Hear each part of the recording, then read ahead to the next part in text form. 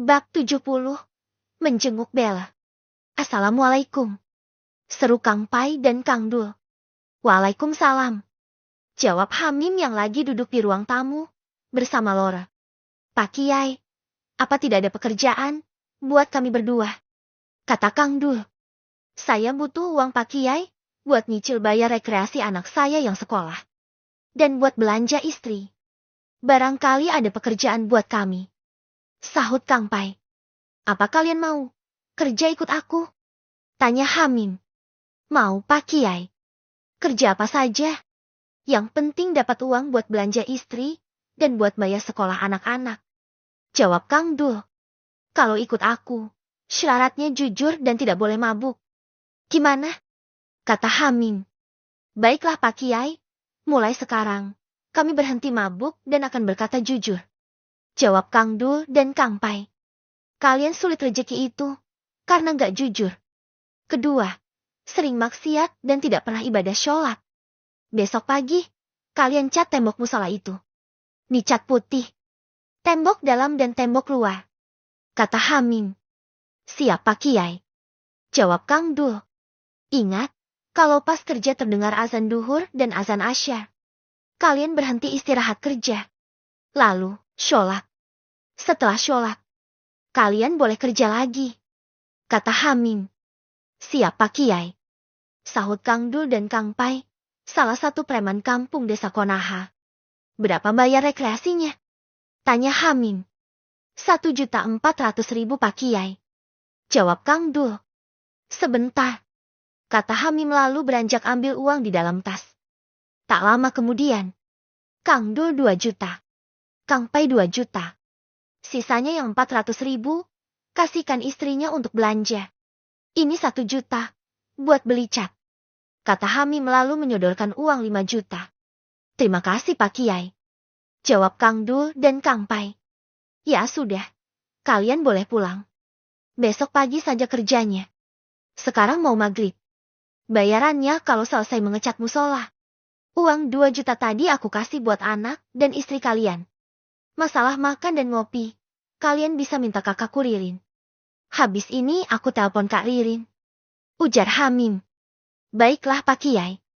Terima kasih banyak. Assalamualaikum. Pamit Kang Dul dan Kang Pai. Waalaikumsalam. Jawab Hamim, kemudian masuk ke dalam rumah. Ngapain Pak Kiai? Tadi Papa dan Mamanya Bella menemuimu barusan. Tanya Laura sambil main HP. Aku disuruh menjenguk Bella di rumah sakit Harapan. Jawab Hamim menyulut rokok. Ya kamu jenguk saja loh. Dekat sini. Segitunya Papa Mamanya Bella. Sampai menemuimu. Hanya ingin anaknya dijenguk. Kata Laura. Iya nanti. Habis sholat Isya. Kita tahlil dan yasinan dulu. Setelah itu, istighosah. Jawab Hamim. Iya Pak Kiai. Sahut Laura. Selesai sholat maghrib di musola, Hamim dan Laura membaca Yasin, kemudian tahlil.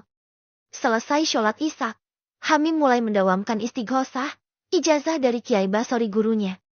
Jam 8 malam selesai istighosah, Hamim dan Laura berboncengan naik motor menuju rumah sakit Harapan. Pak Kiai, dalam sejarah hidupku, baru kali ini aku membaca surat Yasin, tahlil dan istighosah. Insya Allah. Mulai besok, aku akan les privat ngaji Quran. Biar lancar kalau baca Yasin juga tahlil. Kata Laura. Pegangan kalau dibonceng. Takut jatuh. Sahut Hamim. Kamu itu Pak Kiai. Sukanya mengambil kesempatan dalam kesempitan. Kata Laura lalu melingkarkan kedua tangannya ke pinggang Hamim. Kapan lagi? Sebentar lagi lulusan sekolah. Kita tidak akan bertemu lagi. Ujar Hamim. Alasan saja kamu itu. Sahut Laura. Kan kamu juga seenang. Ujar Hamim sambil menyetir motor. Iya sih. Tapi kamu yang untung banyak. Kata Laura sambil tersenyum. Kamu seneng gak? Ikut istiqosah tadi? Tanya Hamim. Senang Pak Kiai. Jawab Laura. Aku akan istiqomah. Istighosah. Setiap hari Kamis malam Jumat. Kalau kamu ikut, ya datang sebelum maghrib. Karena habis maghrib tahlil dan yasinan. Habis sholat Isya, Istighosah, kata Hamim lalu memarkir motor di halaman parkir rumah sakit. Setelah turun dari motor Vespa, Laura berjalan sambil menggandeng lengan Hamim. Sudah tahu alamat kamarnya? Tanya Laura. Ini tadi sudah diulas sama sopirnya Bella. Kamar Elizabeth nomor 01. Jawab Hamim. Setelah bertanya pada seorang satpam, Hamim dan Laura berjalan menuju lorong kamar Elizabeth. Mas Hamim, panggil Kang Sutris. Iya Kang, sahut Hamim. Ini kamarnya Non Bella. Kebetulan Non Bella terjaga. Mari masuk. Nyonya, ada Mas Hamim, kata Kang Sutris driver. Baiklah Kang Sutris, aku akan keluar, jawab Ibu Ina. Setelah Ibu Ina keluar ruangan, Hamim masuk sendirian mendekati Bella yang tidur-tiduran miring. Tanpa bicara, Hamim memegang telapak tangan Bella. Bella, panggil Hamim. Mendengar suara Hamim, Bella membalikkan badan, lalu meneteskan air mata sambil menggenggam erat jemari Hamim. Tambah jelek saja kalau menangis, kata Hamim. Sama siapa kesini? Tanya Hamim. Sama Laura, jawab Hamim. Kok tahu aku di sini? Kata Bella. Papa mamamu tadi sore jam 03 lebih ke rumahku. Mamamu menyuruhku untuk menjengukmu. Makanya aku tahu kamu ada di sini. Aku tadi mampir ke cafe depan. Aku beli kentang goreng sama udang goreng saus dan 2 burger. Duduklah, ayo kita makan bersama, ajak Hamim. Baiklah Mas, kata Bella yang terlihat kurus sekali.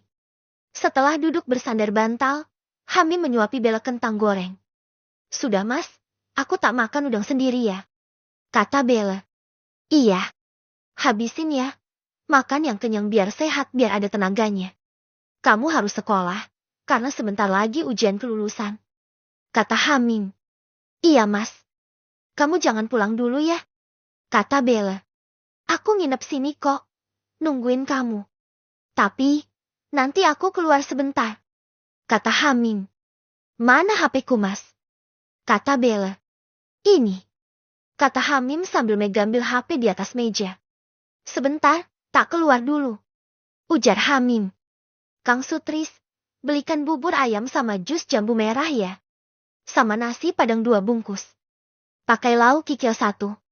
Yang satunya pakai rempela hati. Ini uangnya, kata Hamim.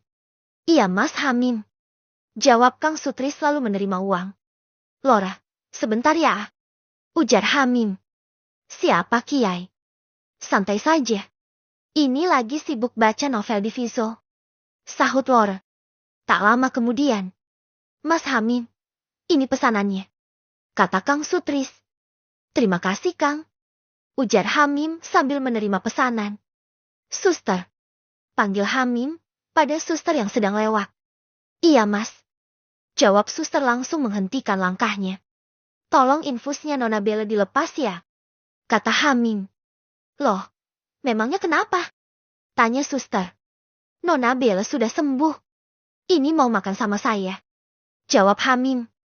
Sebentar ya Mas, saya harus konfirmasi dulu sama dokter jaga, kata suster. Baiklah suster, saya tunggu, kata Hamim. Lalu suster beranjak pergi.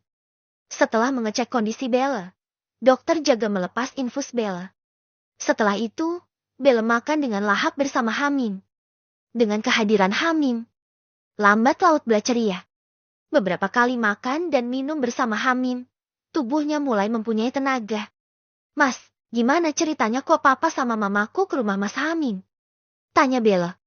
Ya karena kamu sakit gak kunjung sembuh. Dan kondisimu bertambah buruk. Akhirnya papa mamamu menemuiku. Awalnya aku gak mau. Karena papa mamamu galak. Gak suka sama aku. Tapi mamamu berharap aku menjengukmu. Akhirnya aku putuskan mau menjengukmu. Asal diberi uang bensin sama uang ngopi dan rokok, jawab Hamim. Sama mama dikasih gak? Sahut Bella. Aku kendain minta 100 juta. Dan langsung dikasih dalam bentuk cek 200 juta. Kata Hamim. Hehehe, bagus tuh Mas. Sekali-kali kamu palak papa mamaku.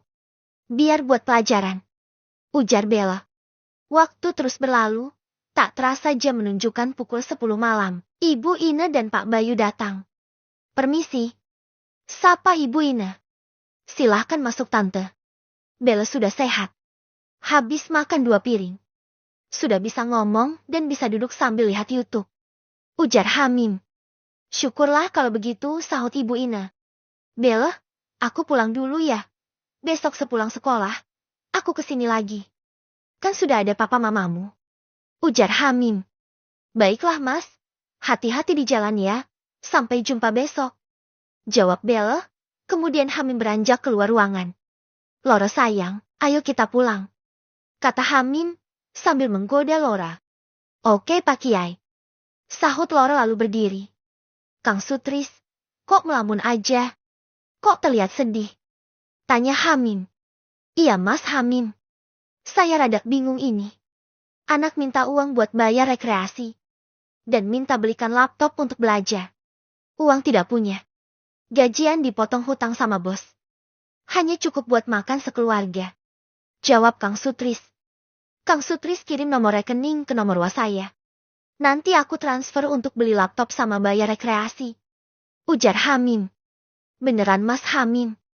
Tanya Kang Sutris, tidak percaya. Beneran Kang? Nanti, kalau Kang Sutris butuh uang untuk keperluan sekolah anak-anaknya, Kang Sutris swasaya saja. Nanti akan aku bantu. Asal buat keperluan sekolah loh ya. Jangan dipakai joget sama Purel. Kata Hamim. Baiklah mas Hamim. Terima kasih sekali. Ujar Kang Sutris sangat senang. Ya sudah Kang, aku mau pulang dulu. Jangan lupa kirim nomor rekening. Kata Hamim lalu beranjak pergi. Setelah Hamim pergi, Pak Bayu berkata, Bella, setelah sembuh, apa kamu masih melanjutkan hubunganmu sama Hamim si bajingan itu? Papa itu mesti ngatain orang seenaknya sendiri, sahut Bella sewak. Mas Hamim itu anak yang baik, bukan bajiangan. Sahut Bella.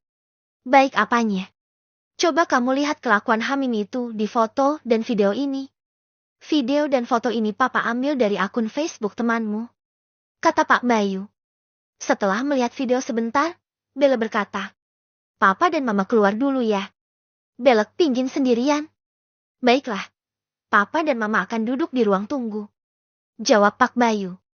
Setelah beberapa kali melihat video Hamim bersama Farida, Bella berkata lirih. Siapakah wanita cantik ini ya, yang memeluk Mas Hamim? Juga menggandeng lengan Mas Hamim di dalam kafe. Mesra sekali saat makan. Dulu, aku lihat video Mas Hamim bersama gadis ini. Cewek ini saling cium tangan, jalan bergandengan mesra sekali. Lebih baik aku telepon anggota geng Dadov untuk cari tahu. Setelah mendapatkan informasi dari beberapa anggota geng Dadov, Bella mengetahui bahwa wanita itu adalah selingkuhan Hamim. Jadi, selama aku sakit, aku diselingkuhin. Mas Hamim jalan dengan cewek cantik dari sekolah kedokteran. Mas Hamim pamerkan di hadapan anggota geng Dadov waktu di diskotik. Sakit rasanya hati ini.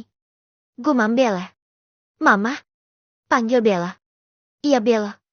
Ada apa teriak-teriak? Ujar Ibu Ina. Bella ingin pulang sekarang mah, gak betah di sini. Kata Bella. Baiklah, baiklah. Mama akan urus dulu administrasinya rumah sakit. Kang Sutris, tolong beresin barang-barang yang ada di kamar rawat inap ya. Kata Ibu Ina. Baiklah Nyonya. Jawab Kang Sutris. Papa, temani Mama ke ruang administrasi. Ujar Ibu Ina. Baiklah Ma. Jawab Pak Bayu lalu beranjak.